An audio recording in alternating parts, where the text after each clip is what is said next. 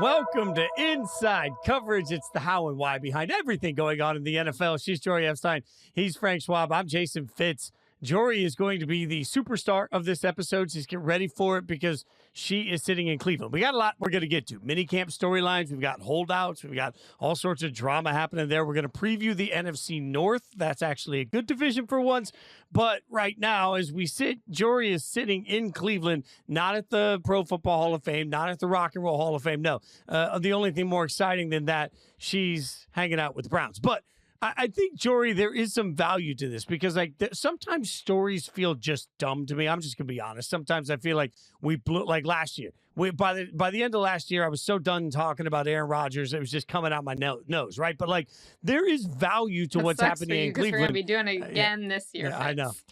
God, you are so, God. That's why I need to just start drinking again. But like, there is something here. Like, Cleveland is trying to figure out who their starting quarterback is. And Shedeur is at least in that conversation. So, like, there is a moment for me where it feels like all of this Cleveland, I don't know, hoopla is warranted, Jori. I think the Browns are fascinating, but not because, Shedeur is this QB1, and we'll get to how it actually looks in practice. But to me, what's fascinating is this is a four-way quarterback battle. And does that mean that no one has a little bit of an edge if we're being realistic? No. But I do think that the Browns staff has been unwilling to name a starter and unwilling to even officially name a top tier. And they're mixing up reps so much and doing so many different things with their practice scripts that there is a level of inconsistency to how they're calling this, because their goal is not every single drill in practice figure out who's going to be ready for week one. It's some drills are about week one. Some drills are about development. Some drills are about trying to have a good backup for this year. Some drills are about, hey, do we have the guy we want in 2026, or should we package the 2 first-round picks we'll have and get the guy then? So there are so many different goals that they are working with at the same time. And I think the variation of what they did in practice on Tuesday really reflects that. I guess the main question, look, I'm on social media, I'm watching, and I see all these things like, oh my goodness, look at this throw by Shedeur Sanders. And I watch it and I'm like, okay, that looked okay. He's fine. There was one like rollout where somebody's like, how did the rest of the NFL let this guy fall to the 5th round? And it's like, yeah, any college quarterback can make that throw. So it's so overblown. I want to know the truth, Jori. How did Shedeur look? Because look, all due respect to Flacco and Pickett, we don't care right now. We all care about Shedeur. How does he look? I want to know. Yeah, I think there's 2 elements here. There's how did he look when he was on the field, and how often was he on the field? Because if you actually want to take something from reps, there really is a sense that it's like Joe Flacco and Kenny Pickett and individual team drills, like they're the ones who are going to go first. There's a deference to the veterans. They're clearly more familiar with both the technique for the individual drills and the cadence and operation for the team drills. And when the coaches want to split it evenly, it's pretty clear, in my opinion, that right now there's kind of 2 tiers, and it's the veterans and the rookies. So then you get to the rookies and you can say, well, today it happened to be, or Tuesday, I should say, it happened to be that it was a very rookie heavy practice because they wanted to give the rookies the best foundation they could. So head coach Kevin Stefanski even told us that Joe Flacco got very few reps by design. And Joe said before, he's like, look, do I need them? No. Do I like them because I like football? Yes. But the Browns kind of know what they have in Joe Flacco. And I think in terms of how much you can see in minicamp, they have a pretty good sense of what Kenny Pickett can do in terms of can he succeed in minicamp. So really what they want to do right now is say, how quickly can we get these rookies up to speed? And Dillon Gabriel, who they drafted in the 3rd round, and Shedeur Sanders in the 5th round. Shedeur started off his 7-on-7 drills really strongly today with a deep throw to Gage Larvadane, who I called Gabe on Twitter earlier because the 90-man roster, the print is just so small, but Gage deserves his flowers. And look, was it a great pass and a great catch and they burned the defender? Yes. They were also going against the 3rd-team defense in 7-on-7. So like, let's be a little bit realistic here in terms of, did Shedeur have a pocket he was having to actually navigate? Was there a live rush? No. Not to the Browns' credit, that was 7-on-7, which you should do. And they did 7-on-7. They did 11-on-11. And then they did a modified 7-on-7 where you basically have linemen running all these games and stunts and kind of like doing blitz pickup and not actually involved in the play, but just so that the quarterback gets used to their vision being muddied. So I would say like Dillon Gabriel looked better in red zone drills, for example. He had a really great touchdown to the corner, and he was also working with the first team in a lot of those later drills. So there's just so many different filters of, do you want gross stats? Do you want to account for the strength of schedule, like, hey, like the competitive level of the defense? And also, do you want a sense of like who had more reps? Like if one of them's got 3 times as many reps and makes a mistake on one of them, how are you counting them against them? So this isn't really a clear who looks the best.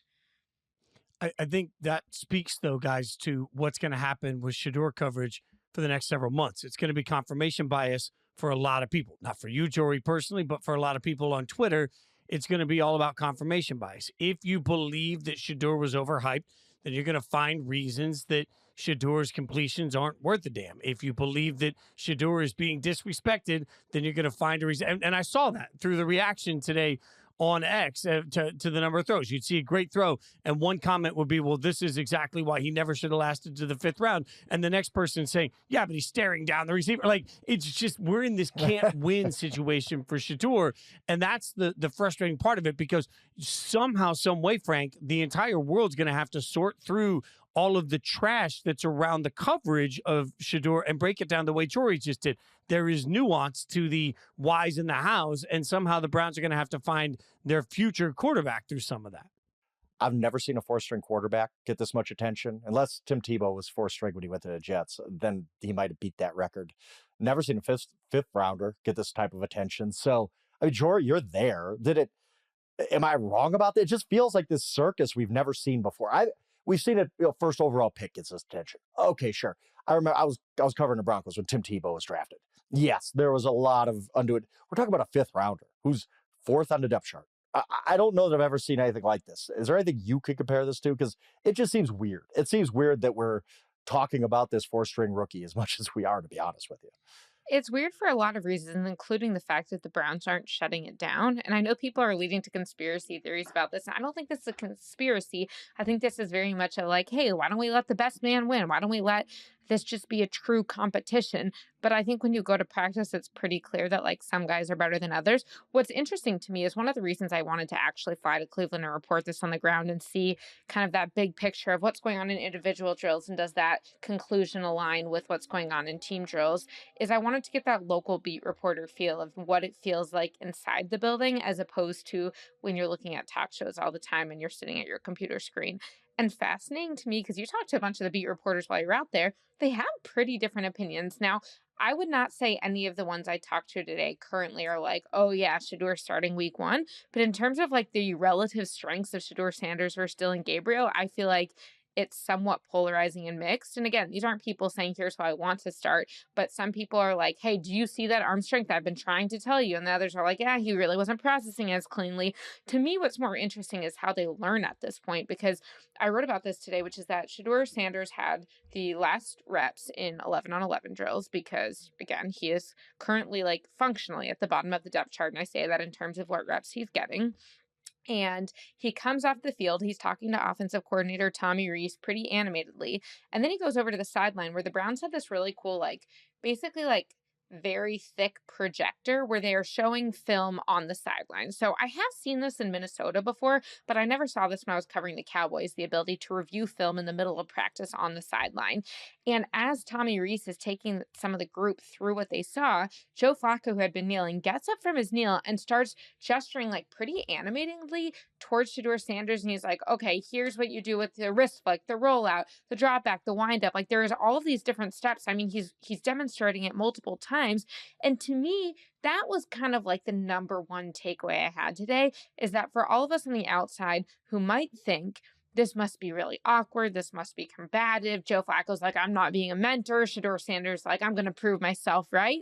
Like, Joe Flacco and Shedeur Sanders were like talking the whole practice. Sometimes Shedeur was getting Joe to crack a smile. Other times Joe was mentoring Shedeur. Like Kenny was kind of going about his business, but also like plenty happy with the rest of them. And Dillon Gabriel was doing his thing, and he's super cerebral and a student. And so, and all of them were talking about the way in their quarterback meetings that all of them, and quite frankly, Deshaun Watson this morning was giving good advice on red zone drills to them. And so I think that at least this stage, this is more collaborative than people are making it out to be. I do want to expound upon that a little bit because you were there. I don't know how many people you got the chance to talk to today, but did you get a feel of do his teammates enjoy all this circus? Because usually our rookies are there to be, seen, not heard, right? Especially fifth round rookies. Everybody in the from Yahoo Sports flew into Cleveland today to watch Shedeur Sanders. Let's be honest. It wasn't to watch Kenny Pickett. We all know that. Are his teammates annoyed at all by this? Because his personality comes into this too, which may have been misconstrued, and confirmation bias, almost like Fitz said. How are his teammates reacting to all this? It's still early in the process. We haven't gotten into training camp or preseason, so maybe it changes. But did you get a sense of that? I think it is a little bit of fun. It's a little bit funny that at some point someone leans over to me and says, "Hey, you'd never know it, but the 5th overall pick of this year's draft is on that field to our left in Mason Graham." And like, there is definitely a sense of like no one else is watching Mason Graham. But I think the same way that when I did a feature on Cam Ward, who the Tennessee Titans selected 1st overall as a quarterback, is flying under the radar. Like, to the degree that Shedeur gets outside noise, everyone else is just allowed to grow and develop. Now, Shedeur, I think to some degree, feels like he too is allowed to develop. He said, quote, "I got time," when he was talking to us today. And I think he said the area in which he's grown the most since the draft is spiritually. He was talking to pastors yesterday. He felt like God came to him last night, which that's a whole other story. And I'm not trying to doubt this. You guys know I'm a religious person, but it was fascinating that he straight up was like, "I know when God speaks to me." He did it before my pro day. He did it last night. This is Monday night. And Shedeur said he slept with a flashlight on because he was scared. And he didn't seem to be joking. So there's a lot going on there. But I think all of this is to say, like, the other teammates just don't really seem so concerned about it. Shedeur seems to be handling this by channeling the energy into religion and saying, "Hey, spotlight, well, I'm going to go flashlight on God." And the coaches are like, "Okay, great." Like, when you ask defenders about this, they're like, "That's not my problem. I don't get to pick the depth chart." Like, they all look composed. They all look fine. Like, Myles Garrett was like, "Look, quite frankly, no one's doing that much right now," but they also shouldn't be doing that much, because if they're trying to show off right now, they're probably doing something wrong. So this isn't really the time when like showing off is actually like the best way to accomplish the assignment. But you have been around enough teams at training camp time. You've seen enough practice. Like, just when you watch, did either Dillon Gabriel or Shedeur Sanders pop off the page to you like, wow, they got their few, like, there is a star in the making here? No. I think that both of them looked right now like rookies who are getting acclimated. And during a lot of the OTAs that I wasn't here for, Shedeur was like working to the side, not with all the other quarterbacks. So if anything, what I hear from other reporters from before I was here is Dillon Gabriel was much more integrated with the veterans than Shedeur Sanders was. Now, on the first day of minicamp, that's not what I saw, because Joe Flacco was the one not getting as many reps. But Shedeur definitely seemed to be one of the more vocal than Dillon Gabriel with coaches and teammates. And it's unclear to me, is that just because it's his personality? Is that because he is needing more time on task to pick up the playbook? Neither, both. I mean, there are a lot of different reasons for that, but I think to me, it's much more been about like, hey, can you pick this up? And if anything, I think the reasons that Joe and Kenny aren't so concerned about this like alleged 4-way quarterback battle is because right now they're so far ahead in it. Yeah, I was going to ask you that if I could. I don't know if you get a sense for this yet, but I wrote something Monday. Basically, what are the percent chances each of these guys start week one? I said Flacco 50%, Pickett 40%. I give Dillon Gabriel 9%. And I put Shedeur at 1%. And trust me, people were in my mentions like, "What are you, crazy? He's our best quarterback. Of course he's going to start week one." Like, oh my goodness. No, that probably ain't going to happen, folks. Am I completely wrong? Like, I gave it a 1 in 100 shot that Shedeur Sanders starts week one. Is that completely off base? Should I bet lower? Like, could it have, I almost thought about putting it like 0.01, because I just don't think he has a shot to start week one. I think your percentages are right. I think the way that you've structured the dialogue to this point in the episode definitely does not reflect you thinking those percentages, because you are doing what all of our bosses have been doing and like totally overhyping Shedeur relative I'm a to what you company man, actually Jori. statistically were willing to bet on. So let's just be honest about that here, Frank. That said, no, I think that's fair. I think that Joe is ahead now also because he has previous understanding of this offense. Again, he had a pretty magical run coming off the couch and taking the Browns to the playoffs at the end of the 2023 season less than 2 years ago. Kenny Pickett, I think the Browns would be thrilled if he does beat out Joe Flacco, because he's more someone you can build around. And if they can get a Sam Darnold, Geno Smith, Baker Mayfield on their hands, we keep seeing all of these quarterbacks who were failed in many ways by the first organization that they were at. Maybe some of that was partially their fault, maybe not, but none of it was all of their fault. And then they have this resurgence once they get in a functional system. The question is, will Kenny Pickett be able to do that? But to me, it would take a lot of work and a lot of surprises for either Dillon Gabriel or Shedeur Sanders to be able to jump them by week 1, given the schedule and given just the lack of familiarity with the pro game. So I still think they're competing to be the likely backup if Flacco or Pickett is traded or otherwise released. And then of Dillon and Shedeur, if it's midseason and you're losing, who are you turning to say, hey, I just need to know if this is my guy before the draft? That's what they're competing for. I do think, guys, this is also a heavy lift on Stefanski, and you mentioned Tommy Rees.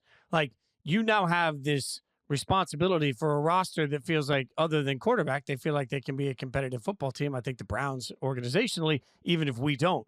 So now you've got this responsibility with 4 quarterbacks that are all vastly different. That's the other part of this. Like, it's not like you're saying, okay, well, we've got 4 guys that are cut from the same mold. Like, the way they play the game, each of the 4 of them is really different. So now Stefanski and Rees, Frank, are being asked to develop 4 guys that have 4 different approaches all at the same time with some sort of, I realize that Flacco lives on his own island. That's fine. But if your hope is to get the most out of Kenny Pickett, then I think you really need to be structuring everything you do to how you develop whatever you can out of Kenny Pickett. That, I don't know how you do that. And then also bring along Dillon Gabriel and also bring along Shedeur when the 3 of them are wildly different quarterbacks. Yeah, and I mean, I think this is a problem for training camp more than June minicamp and shorts, but where do the reps come from? Like, it's just not realistic. I mean, Jori, you've also covered enough training camps to know they're not equally splitting 4 ways quarterbacks. Like, I don't think I've ever seen a true, honest to goodness 4-way quarterback battle. Like, right. At some point, Kevin Stefanski is going to say, guys, we need to get ready for the season. Okay. We don't have much time. I don't, how do you get a sense of how they're even going to cut? That's one reason I don't think Shedeur has any shot to be the week 1 starter unless a million things happen. Like you said, he's just not going to get the reps. He's not going to practice enough to prove he could be that guy. Without a series of injuries, Shedeur is not going to be the week 1 quarterback, in my opinion. Again, no. It's not fully in his control. That's not a knock on Shedeur. That's a reality relative to the opportunity he'll have. Now, because training camp is not going to be the time to primarily or exclusively focus on developing the rookies, that's why on Tuesday at minicamp they did that, because this is the time when you have all of these limitations and you're trying to figure it out. Now, I will say the reason I say it's possible with injury is because my first year covering the Cowboys was 2016. Dak Prescott entered training camp 4th round pick, and he was 4th on the quarterback depth chart. And then Tony Romo fractured his spine. Kellen Moore broke his ankle before that. Jamil Showers went from quarterback to being a safety, and Dak got the job and hasn't given it up in a decade. But all of those things are extremely unlikely, and that's required he was ready for the opportunity and rose to the occasion. It still required several things to happen outside of his control. And should also be pointed out that if you are a Browns fan and a Shedeur Sanders mega fan, it doesn't matter who's starting week 1. Like, the goal here is to get the best out of Shedeur, which means if he doesn't start until week 14, but you figure out that you've got your quarterback for the future, that should be like, this is short-term gains versus long-term games here. If you're a Browns fan, your hope is that either Dillon Gabriel or Shedeur Sanders becomes the quarterback for the next decade. Week 1 won't impact that decision one way or the other. Fitz, whoever starts for the Browns week 1 is not going to be starting by week 7. Look at the schedule. They're getting benched by week 7. I'm sorry. I'd bet everything I have that whoever the week 1 starter is, again, it's 6 so games easy tops. to say that when you're not in the building and wondering all of your jobs surrounding it, and when you're not having Myles Garrett being like, I wanted to get traded because I was afraid of that. Like, no, but I the think Patriots that did this last year with Drake May because they felt like he was legitimately better, or at least going to be comparable. If Jacoby Brissett had played well, I don't think Drake May would have started when he started. Yeah, I mean, to your point, the Browns want to give themselves the best chance to win. The first 6 games are brutal. I don't see how Shedeur is going to be able to give them a better chance to win unless things have absolutely imploded. But I also don't think that's the end of the world. That's all I'm saying. Is like, if things don't start off right for Kenny Pickett or for Joe Flacco and Shedeur gets in midway through the season, does it matter as long as by the end of the year you look at it, you're like, yeah, Shedeur is that guy? Like, it really, we need to focus more on the development of Shedeur and less on whether or not he's playing week 1 in my mind. That's all I'm saying.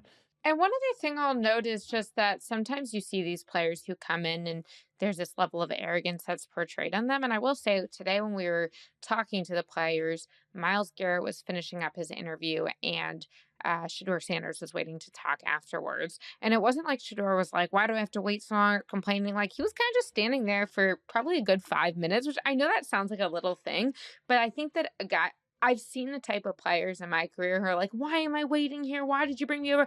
I'm going to shower. I'll talk to the media tomorrow. And he didn't do that.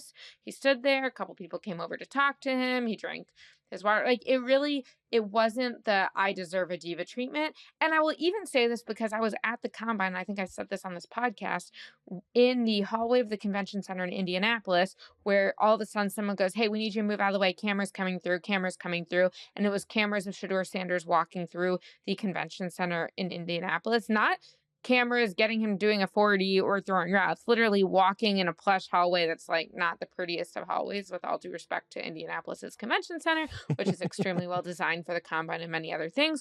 And so I will say, like, in some ways, I actually think this team environment is good for him because he doesn't have all of you can't bring your camera crew to all this. Now, during training camp, I have been there. I remember, forget which Bengals player it was a couple of years ago that brought a camera crew to the sideline that was with us. For what was with us in the media section. But yeah, Shedeur was not surrounded by a posse is the point. All right. We got plenty of minicamp storylines to get to. We're going to take a quick break. When we come back, we'll get to some of the big names that aren't at minicamp and all the stories you need to know. We'll do that next.